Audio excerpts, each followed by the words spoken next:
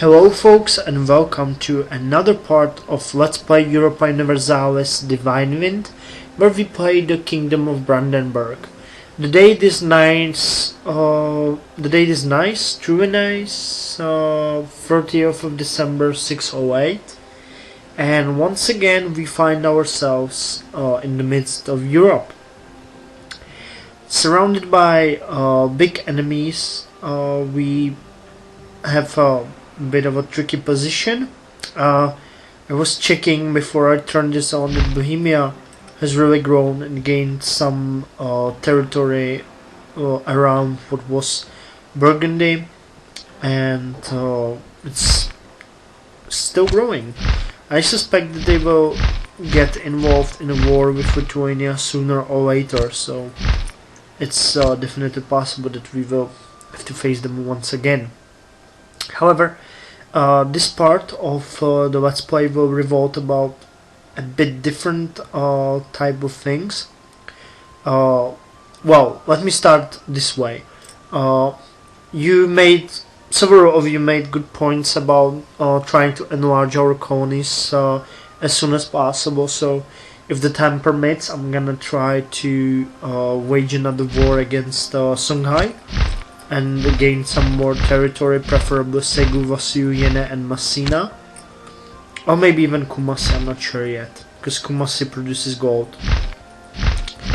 All the other provinces produces just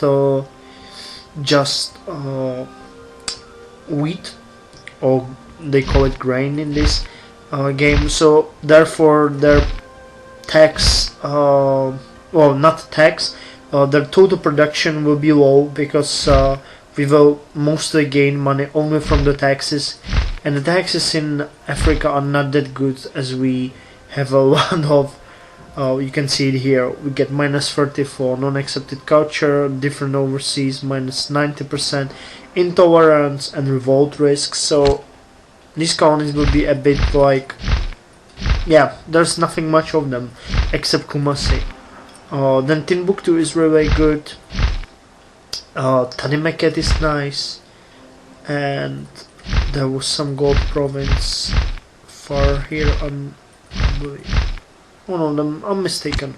Well, never mind. So these are the possibilities. Other than that, you made another great point, because I forgot one thing.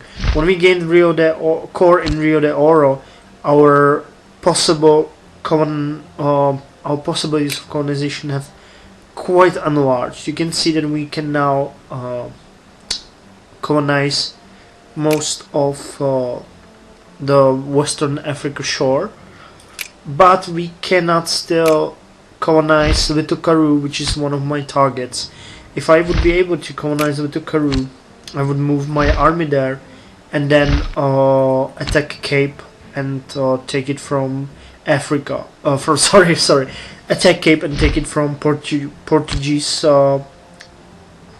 Take it from the Portuguese. Also, with arguing, these two would make a great target, and then we would have to deal only with the land.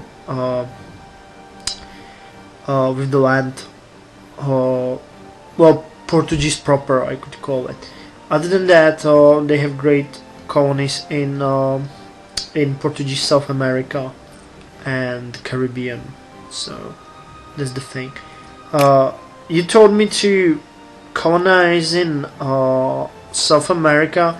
I don't think that's a good idea. There's no really good province here left. All the shore has been taken.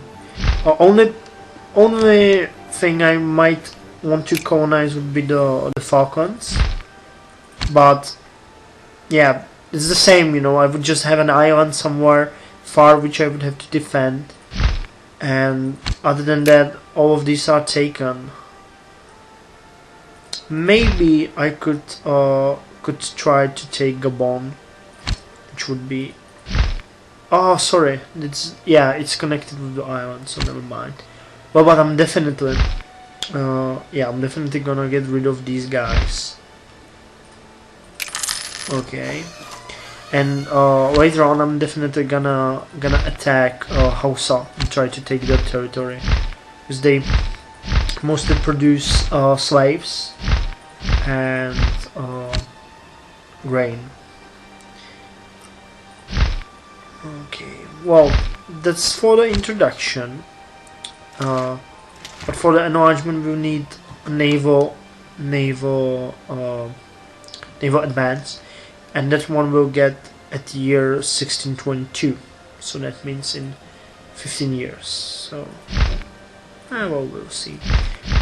If you ever colonize Africa, I strongly suggest that you take the Cape as soon as possible. This provides base tax of 7.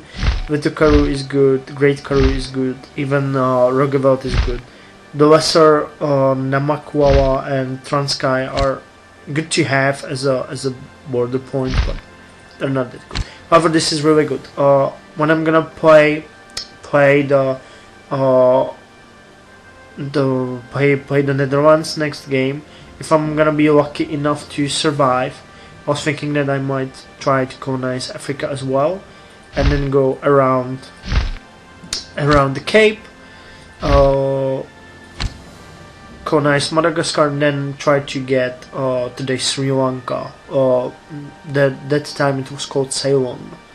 So yeah, and also I would probably try to have, I don't know, Cuba, or I don't know.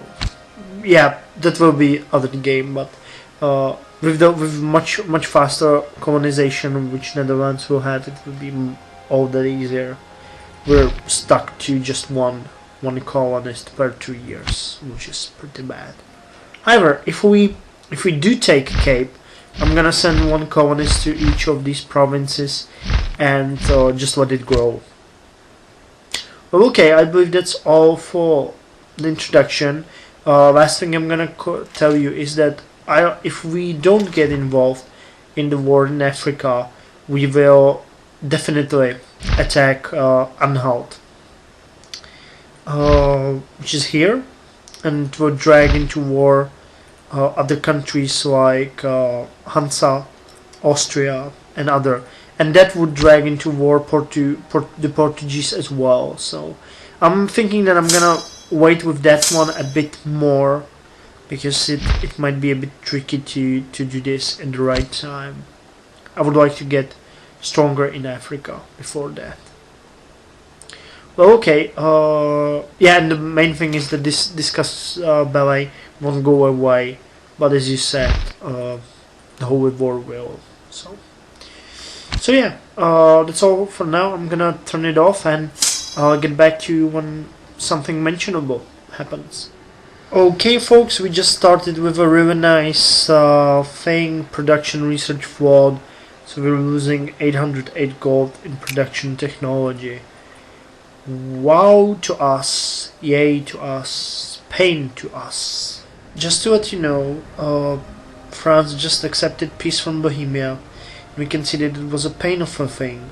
France lose Languedoc, Savoy, and Barrois. France will release Navarra as a sovereign state. France will pay 4,223 gold.